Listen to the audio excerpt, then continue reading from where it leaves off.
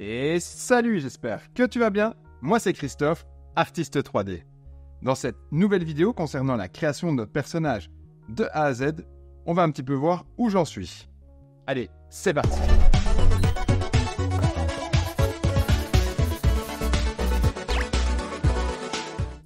Voilà, donc j'ai encore un petit peu affiné le visage.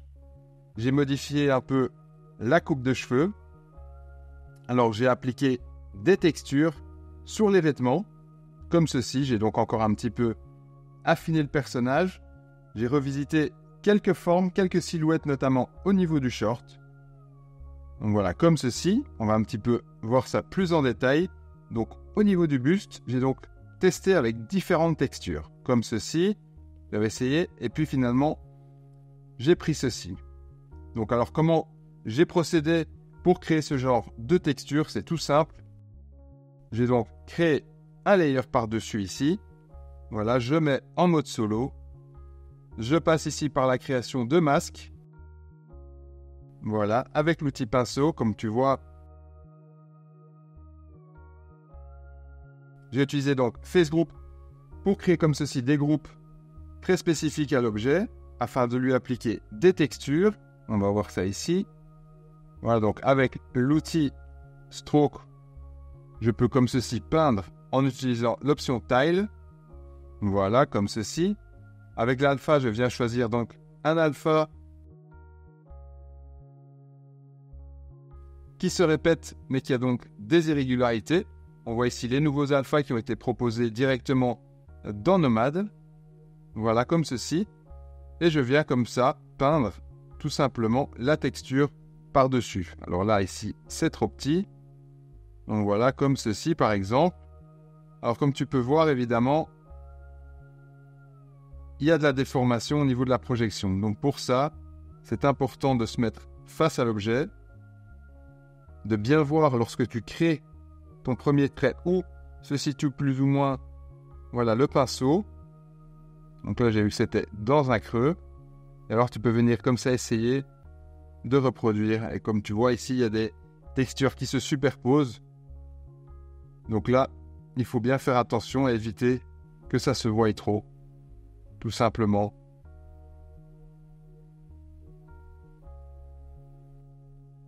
Voilà, c'est pour ça que j'ai choisi finalement une texture, voilà, comme celle-ci, où on ne voyait vraiment pas du tout, voilà, la répétition, où la déformation n'était pas trop importante, où ce n'était pas trop grave.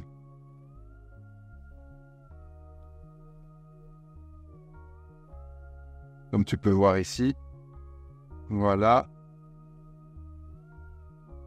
Une fois que ça a été fait, j'ai tout simplement inversé la sélection. Et donc toujours sur le layer, j'ai été faire un pic de la couleur de base. Et ensuite, voilà, j'ai un petit peu modifié la couleur comme ceci. Rajouter éventuellement un peu plus de réflexion. Et puis évidemment, j'enlève le masque. Voilà. Et après, par la suite, tu peux venir ajuster, voilà, l'intensité. Comme ceci. De la texture, de ton calque. Voilà, donc là, je supprime. Je vais conserver celle-ci où j'ai pris un peu plus de temps. Voilà, donc même principe. Voilà, pour ici. Tout simplement. Alors, pour créer cette ceinture-là, j'ai donc utilisé aussi les Face Group. Voilà, comme tu peux voir ici, la structure est assez simple. Voilà, si je prends le Face Group. Voilà, donc très facile à créer comme ceci.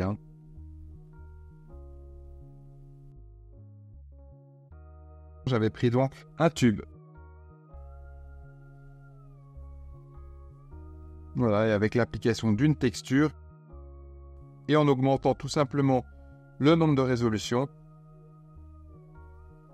donc on obtient cet effet avec, comme tu peux le voir, une sorte de glow qui n'est pas du tout en post-process. Donc là, je ne mets toujours pas les effets de post-process. Donc voilà. pareil ici.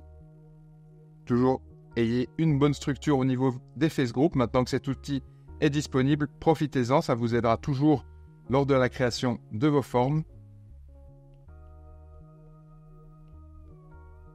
Voilà, comme ceci.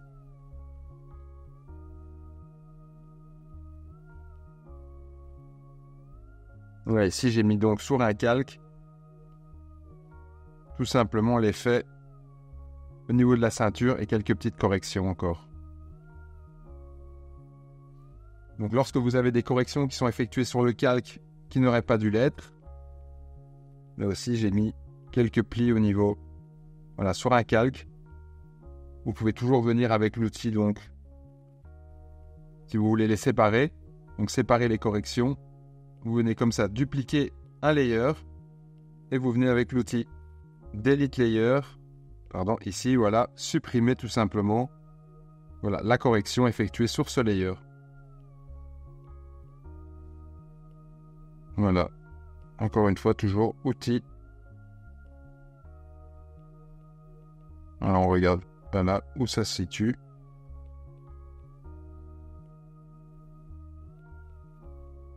Voilà, et on réactive celui-là et on vient maintenant effacer comme ceci le reste.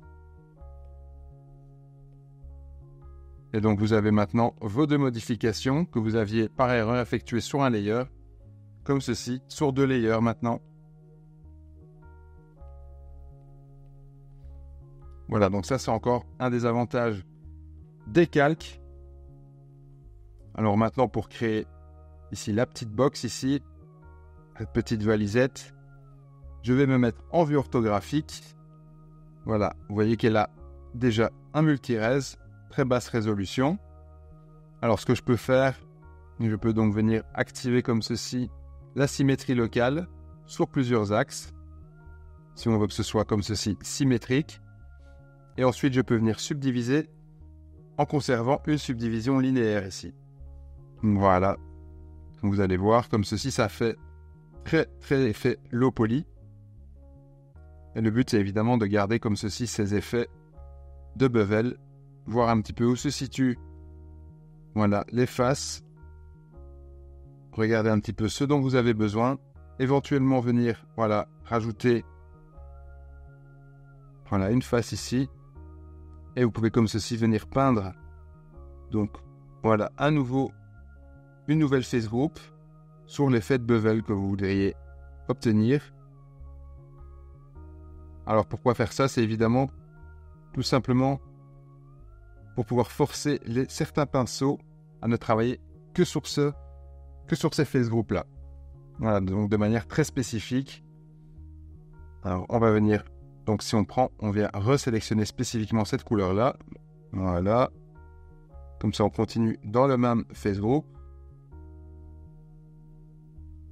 Voilà. Et on trace comme ceci le face group. Donc ça va pouvoir nous aider par exemple avec l'outil Flatten.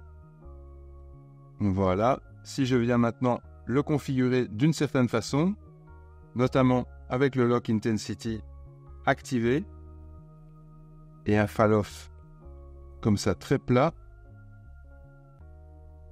Vous voyez? On peut comme ça venir définir des angles complètement droits, donc ce qui va vraiment nous être utile, notamment pour le hard surface. Donc si jamais ça produit un autre effet, on peut forcer donc ici en mettant face group sur on, à ne travailler donc que sur ce face group là. Et donc là on n'embêtera plus aucun face group par erreur.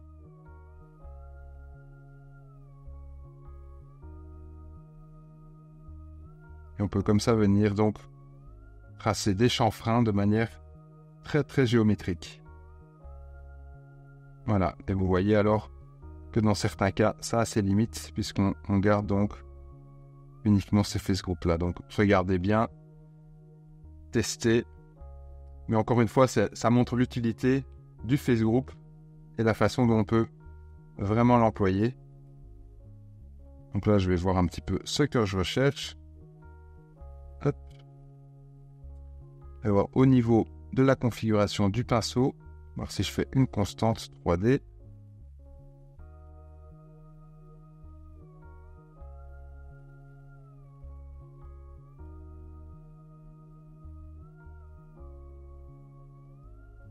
Voilà, afin que ça garde les bonnes proportions.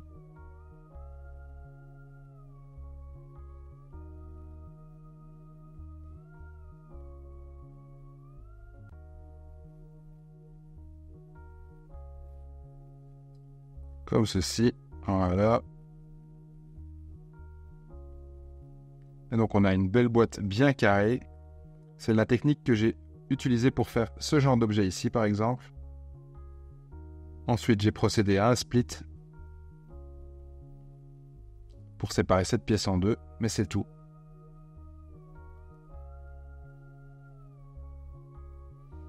Voilà, donc ce que je souhaite évidemment c'est que ce soit une sorte de mallette.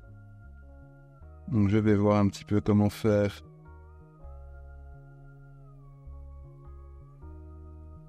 Cet effet de renfoncement là.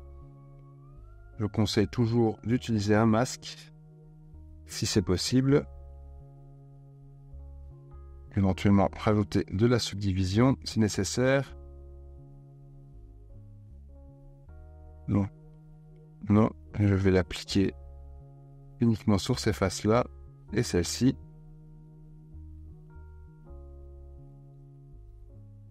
Alors le masque. Non, ça c'est parce que j'ai tout simplement ce pinceau là qui est activé.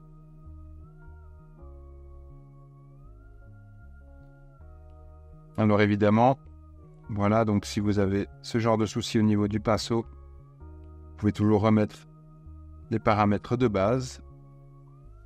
Mais sinon, vérifiez toujours les options.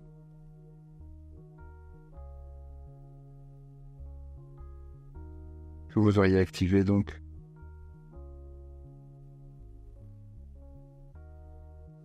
Voilà.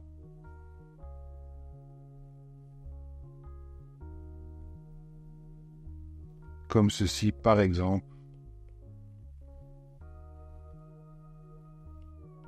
Là aussi, on peut revenir tout simplement, voilà, à l'effet de base.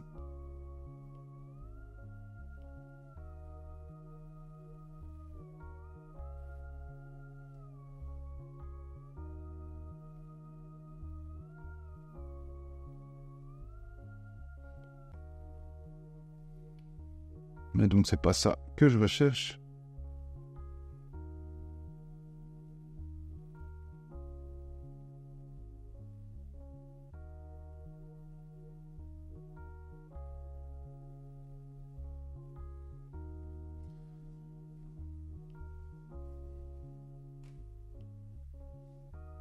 Hop. Je vais revenir un petit peu en arrière. Je vais adoucir ici certains endroits. Je vais voir, voilà, pour renforcer ici certains autres. Voilà, l'outil pinch. On travaille toujours avec tous nos outils. Donc on voit ça pour le hard surface. On utilise l'outil flatten régulièrement.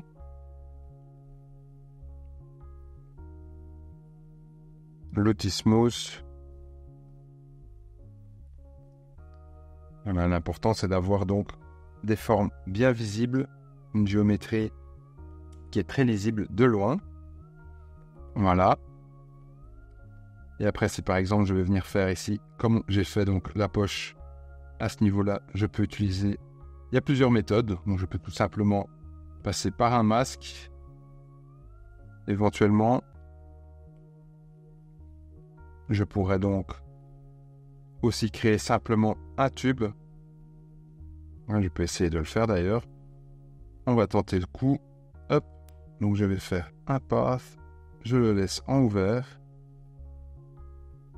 Voilà. Donc ce que je vais faire, c'est que je vais passer ensuite par en dessous. Et je vais venir refaire un tour par au-dessus. Voilà, tout simplement. Donc, plus ou moins comme ceci. Hop. Ça ne snap pas. Et là, je peux venir valider. D'accord, comme ceci.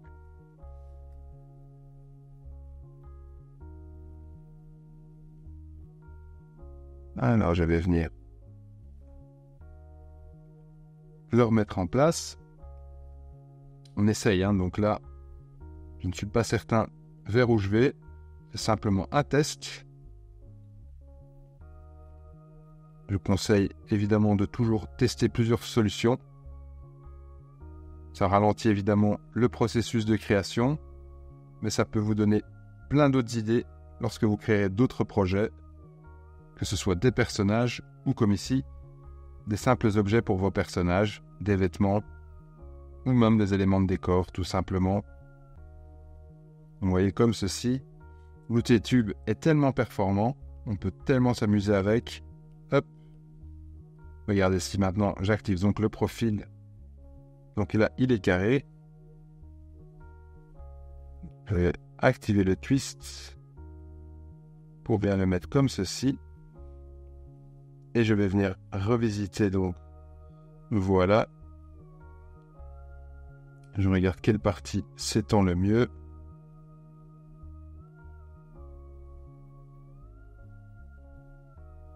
Alors vous voyez, on peut comme ça venir le mettre en plein écran et dézoomer, comme vous voyez avec les doigts. Et vous pouvez comme ça tenter donc faire une pièce très plate, très grande. Alors vous voyez, je suis à 1, moins 1, 5 et 5 et moins 5. Voilà, vous voyez déjà, on comprend vers où ça va. Voilà, donc cette partie-là va venir au-dessus. Comme ceci. Je vais venir un petit peu ajuster le twist.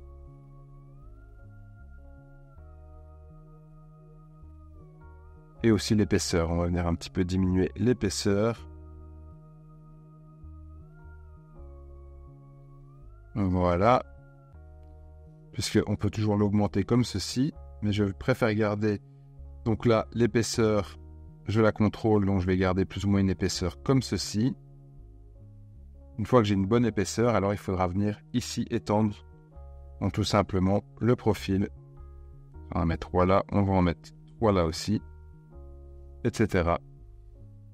Donc là, on voit qu'on pourra venir encore élargir toute cette zone. Allez, on va à 10. Voilà, comme ceci. Et là, donc, on est bon. Vous voyez, ça ressemble un petit peu à un cartable comme ceci. Hein. Voilà. N'oubliez pas d'essayer d'avoir toujours une petite ref sur le côté pour voir comment sont fabriqués ces objets, comment s'entremêlent les formes.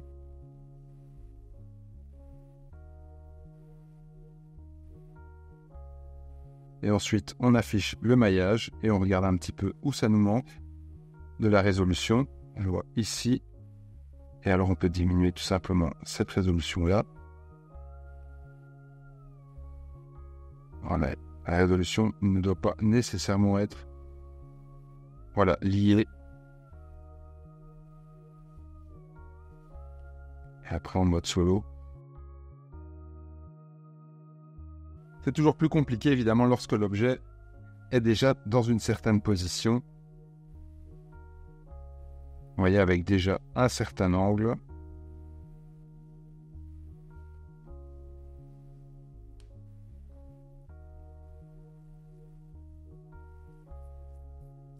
Comme ceci. Idéalement, je pourrais le recommencer, en fait. Voilà.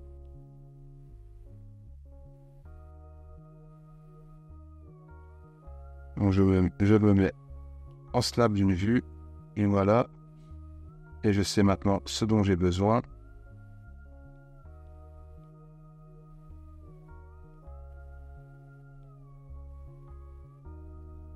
Comme ceci. Voilà. On regarde à peu près la taille. Et voilà, et on recommence tout simplement.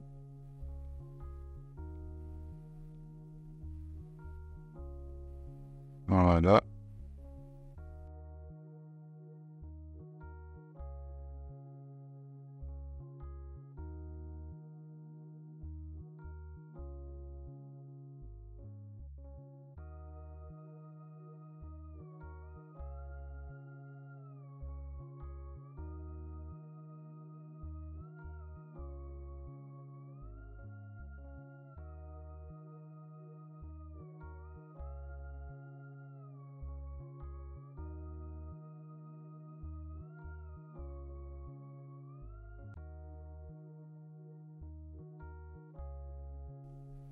Et si je prends le gizmo, voilà, comme ceci, j'aurai de toute façon plus facile à venir me positionner.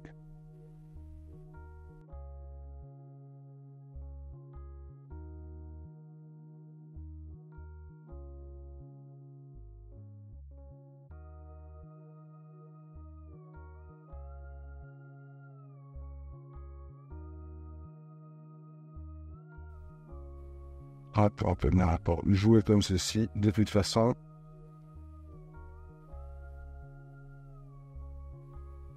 Et l'autre, vraiment le supprimer ici. Alors, en fonction de la silhouette qu'on veut,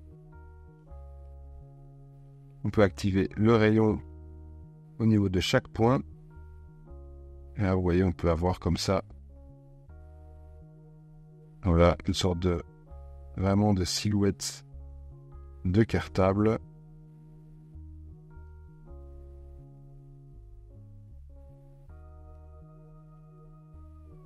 Voilà, et ça, je peux un petit peu remonter.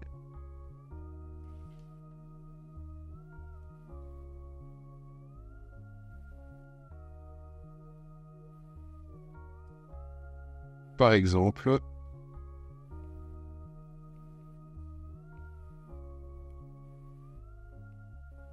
voilà, dans certains cas, n'hésitez pas à tester ici avec le B-spline au lieu de l'autre.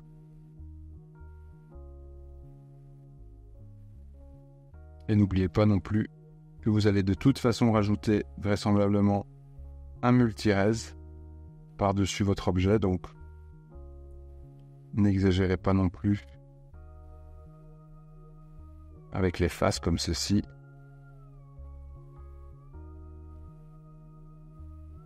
Voilà.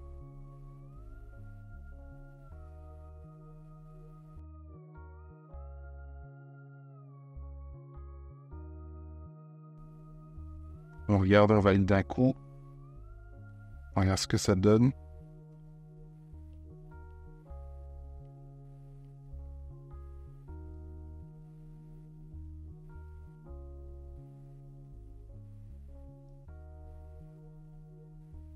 Puis on revient en arrière si jamais on veut corriger certains éléments.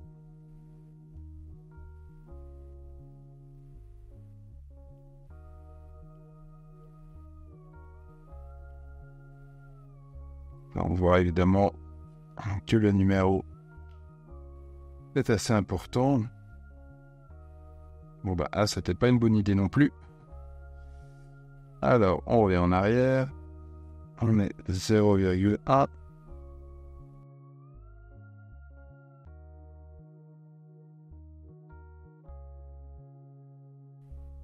Comme ceci.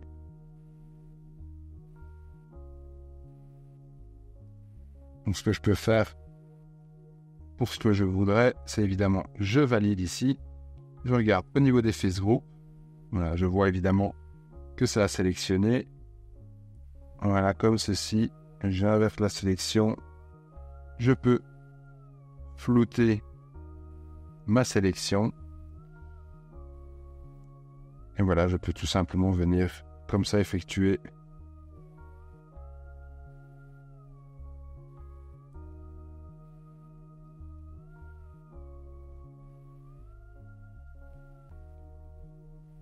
voilà, petite mise à niveau. Je ne sais pas si je veux une pointe vraiment ou pas en fait. Là, je vais voir.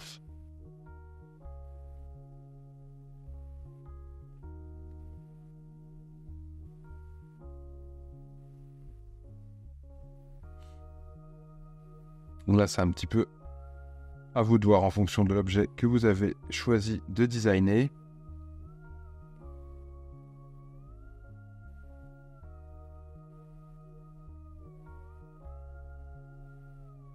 Ce que vous souhaitez évidemment avoir comme résultat. Donc là, c'est quand même encore un petit effort de design que je vais devoir faire pour un petit peu corriger tout ça. Mais donc de nouveau par la suite, pour faire les bordures comme ceci doré, je vais procéder avec l'outil tube, même chose. Là, je vais prendre une curve que je vais mettre en closed. Et donc là,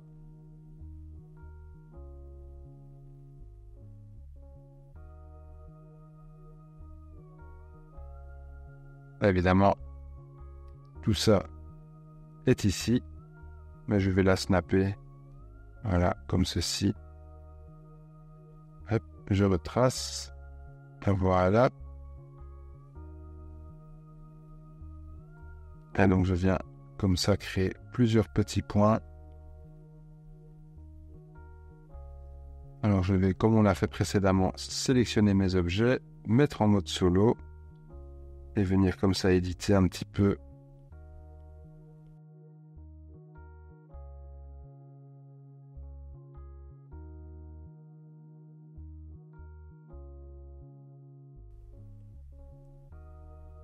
Je pense que là, le principe est compris, n'est pas bien compliqué. On vient simplement ici juste jouer avec nos points afin de faire en sorte qu'ils correspondent bien à la bordure que l'on veut donner à notre objet. Voilà. Et donc on peut venir comme ça faire carrément tout un tour.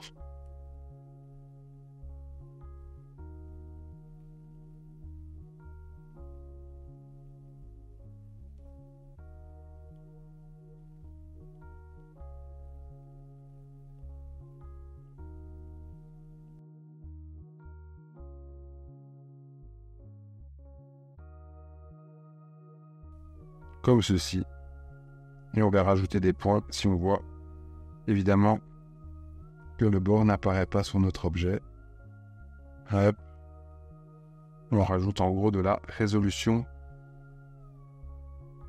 aux endroits où il en manque.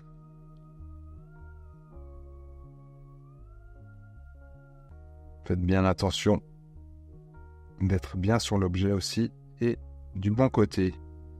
Comme on peut le voir parfois, on prend le mauvais point et on glisse et du coup ça remet tout ça dans le mauvais sens. Et donc là j'avais désactivé le snap tout simplement à partir du moment où je vais déplacer des points en dehors de la zone où ça doit être donc snappé. Voilà. Ça peut être arrondi. Ces parties-là. Comme ceci. On tourne bien autour de l'objet pour ne rien oublier.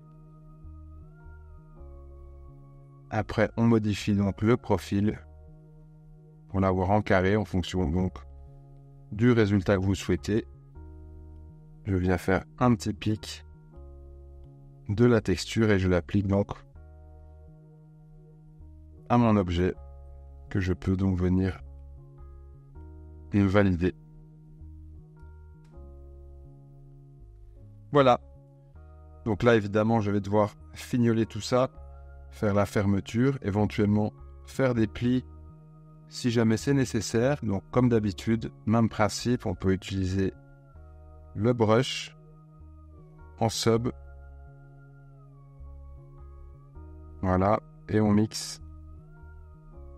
Ensuite, on vient adoucir tout ça